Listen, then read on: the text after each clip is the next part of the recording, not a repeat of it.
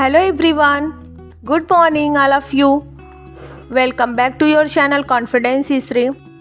आज आप लोग के सामने मैं 10 डेज चैलेंज का टारगेट पूरा करना स्टार्ट करूँगी। आज मेरा पहला दिन है, डे 1, और आज मेरा टारगेट है कि मैं CDP का फुल मैराथन में कंप्लीट करूँ। आज अगर कंप्लीट नहीं होगा तो इस CDP का पूरा सिलेबस मैं 2 दिन में कंप्लीट करूँगी। अभी मैं सचिन एकेडमी पर जो यूट्यूब चैनल पे सर ने महा मैराथन कराया था CDP का 7 आवर्स का ये वीडियो है, बैच वाला नहीं है, ये यूट्यूब चैनल पे फ्री क्लासेस हैं, वो मैं देख रही थी। मेरा टारगेट था कि इस वीडियो को मैं स्पीड बढ़ा के 1.5x पे मैंने इस वीडियो का स्पीड बढ़ा दिया है और मेरा ये पूरा कंप्लीट हो जाएगा एक दिन में। देखते हैं क्या होता है, क्योंकि मेरा आज टारगेट एक प्रीवियस ईयर भी हल करने का था, मॉक टेस्ट या फिर प्रीवियस ईयर भी मैं साथ में देती हूँ, तो इसलिए देखते हैं कितना ये तैयार हो पाता है। अगर एक दिन में ये वीडियो कंप्लीट नहीं हुआ तो मैं एक दिन और इसके लिए लूँगी, लेकिन अच्छे से तैयार करना है ये, क्योंकि सीटेट में जो CDP का पोर्शन होता है वो सबसे मोस्ट इम्पॉर्टेंट होता है। और ये जो CDP का पोर्शन आपका कंप्लीट हो गया तो फिर आपका पूरा सीटेट जो है पेडागॉजी से लेके सारा कुछ आपका इजी हो जाता है। सीटेट के लिए 10 डेज़ चैलेंज मेरा फर्स्ट टाइम है ये, और ये 10 डेज़ चैलेंज लेने का मेरा मकसद सिर्फ यही था कि मैं छोटे छोटे टास्क बना के पढ़ाई करना चाहती हूँ। 21 डेज़ का टारगेट जो है थोड़ा लंबा हो जाता है और 10 डेज़ का टारगेट मुझे ईजी लगा, इसलिए मैं अभी 10 डेज़ का टारगेट बनाई हूँ। इसके बाद मैं दोबारा फिर लूँगी टारगेट, और जो पोर्शन 10 दिन में कंप्लीट हो गए, जो बचा हुआ पोर्शन रहेगा उसको मैं आगे नेक्स्ट 10 डेज़ में कंप्लीट करूँगी।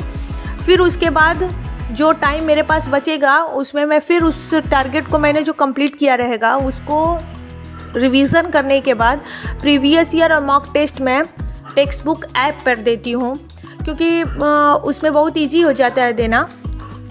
वहाँ अगर कोई क्वेश्चन हमसे गलत हो जाता है तो उसको रिवीजन करने के लिए पूरा डिटेल देते हैं। कल मुझसे एक सिस्टर ने क्वेश्चन किया था 6 to 8 and 10 तक का मैं मैथ कहाँ से प्रिपेयर कर रही हूँ। तो बहन मैं आपसे बता दूँ कि NCERT के लिए 6 to 8 का और 10 तक का मैं बहुत सर्च करने के बाद पाया कि टीचिंग बाय रोज़गार विद अंकित चैनल पर दीपक सर ने जो मैथ पढ़ाया है उससे बेस्ट कहीं कुछ हो ही नहीं सकता है। मुझे बहुत अच्छा लगा, क्योंकि मेरा मैथ सब्जेक्ट जो है बहुत वीक पॉइंट है। वैसे मैं साइंस की स्टूडेंट हूँ, लेकिन मेरा साइंस मैथ से ज़्यादा अच्छा था। वह बायोलॉजी की स्टूडेंट रहने से मैथ मेरा कमज़ोर पोर्शन था, लेकिन उनके पढ़ाने का जो टैली था मुझे अच्छा लगा और बहुत सारी चीज़ें समझ में आ रही हैं मुझे। तो अभी तो मैं मैथ का वहीं से 2-3 वीडियोस देखी हुई हूँ, अच्छा लगा मुझे उनका समझाने का तरीका। और साइंस के लिए प्यूपिल टीचर की काजल धामी मैम का क्लासेस मैं देखी थी, उन्होंने भी पूरा NCERT लेवल का 6 to 8 and 10 तक का लेवल पूरा पढ़ाया हुआ है साइंस का, वो भी बहुत अच्छा लगा। ये सारी जितनी भी वीडियोस मैं देखती हूँ सारी फ्री यूट्यूब चैनल से ही मैं देखी हूँ, क्योंकि मैंने बैच कोई भी नहीं ख़रीदा है, खुद से सेल्फ स्टडी मैं कर रही हूँ। और जिनको भी कन्फ्यूज़न है आप लोग ये देख लीजिएगा। अभी मैं जो सीटेट का तैयारी मैं कर रही हूँ वो मैं फिर हिमांशी मैम का भी CDP पूरा देखूँगी, क्योंकि सचिन सर के अकॉर्डिंग मुझे हिमांशी मैम की वीडियोस ज़्यादा ही समझ में आती हैं। ये हिंदी में बोलते हैं सर, सचिन सर हिंदी में बताते हैं और हिमांशी मैम इंग्लिश में बताती हैं। अब मुझे इंग्लिश वाला पोर्शन ज़्यादा समझ में आता है।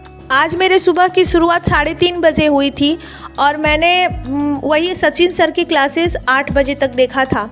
8 बजे के बाद मैं किचन में आ गई थी और मेरी बिटिया का आज मन था पिज़्ज़ा खाने का, तो मैं इन लोग को बाहर का कोई भी चीज़ नहीं खिलाती हूँ, हेल्दी चीज़ मैं घर पे ही बना के देती हूँ, चाहे कोई भी चीज़ ये लोग खाएं। तो आज मैं घर पे इन लोग को पिज़्ज़ा बना रही थी। सूजी और दही को मिक्स करके मैंने बेकिंग पाउडर डाला हुआ था और उसमें नमक डाल के उसका गाढ़ा सा घोल बना लिया था। उसको मैंने पैन में हल्का सा तेल लगा के रिफाइंड ऑयल या फिर घी जो भी है थोड़ा सा लगाकर और उसमें उस पेस्ट को अप्लाई कर दिया।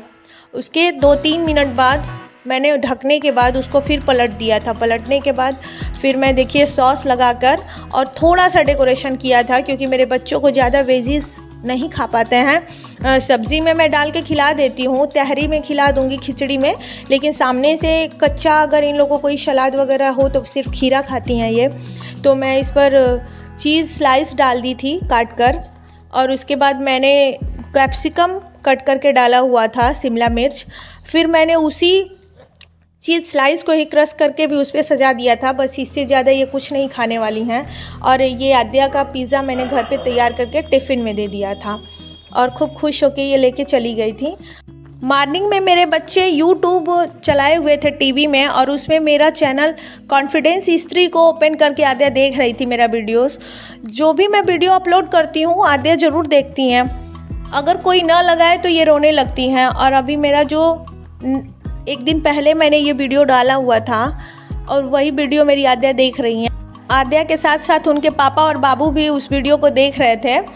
और आद्या स्कूल जाने के बाद फिर शाम को जब स्कूल से आई थी तो इन दोनों को लेके हम लोग यहाँ पास में फील्ड है, प्लेग्राउंड है, वहाँ जाते हैं। हस्बैंड भी ऑफिस से 7 बजे तक आ गए थे और फिर कुछ देर प्लेग्राउंड में खेलने के बाद ये बच्चे थक जाते हैं, आने के बाद सो जाते हैं और इन लोगों को खाना पीना खिला के सुला देते हैं। फिर रात में जितना देर टाइम मिलता है एक प्रीवियस ईयर या फिर मॉक टेस्ट हम एक सॉल्व करते हैं। प्रीवियस ईयर रोज़ तो नहीं हो पाता है, एक वीक में ही 2 ही मैं कर पाती हूँ, क्योंकि प्रीवियस ईयर के लिए थोड़ा सा कंसंट्रेशन बना के और 2.5 घंटे तक आपको बैठना पड़ेगा, इसलिए थोड़ा मुश्किल हो जाता है। तो एक सप्ताह में 2 प्रीवियस ईयर में हल करती हूँ, लेकिन मॉक टेस्ट के छोटे छोटे पार्ट्स टेक्स्ट बुक पे अवेलेबल हैं, इसलिए उसको मैं दे लेती हूँ, जब टाइम मिलता है तब मैं देती हूँ। कुल मिला के मेरे एग्ज़ाम की स्ट्रेटजी अभी सिर्फ सीटेट लेवल 2 पे चल रही है, और ये एग्ज़ाम अगर बीत जाता है, देखिए इसके बाद क्या होता है। मेरी स्ट्रेटजी अगर ऐसी ही चले, कोई प्रॉब्लम ना हो, तो अगर क्वालिफाई हो जाते हैं बीपीएससी TRE 4 का भी एग्ज़ाम देने का ट्राई करेंगे, अगर हम लोग एलिजिबिलिटी हम लोग की रहेगी तब। देखते हैं क्या होता है। वैसे फिर UPTGT का एग्ज़ाम का डेट देखिए, चुनाव बाद कब आता है। आप लोग भी ऐसे ही लगे रहो और अपने टारगेट को पूरा करना है तो मेरे साथ वीडियो पे रोज़ आप लोग बने रहें। मैं रोज़ का टारगेट अपना पूरा करूँगी, आप लोग के साथ शेयर करूँगी। और अगर आप लोग को मेरा वीडियो ये पसंद आया हो तो प्लीज़ इसको लाइक करिएगा, चैनल को सब्सक्राइब करिएगा। ये दार्जिलिंग का छोटा सा क्लिप आप लोग के साथ मैंने शेयर किया।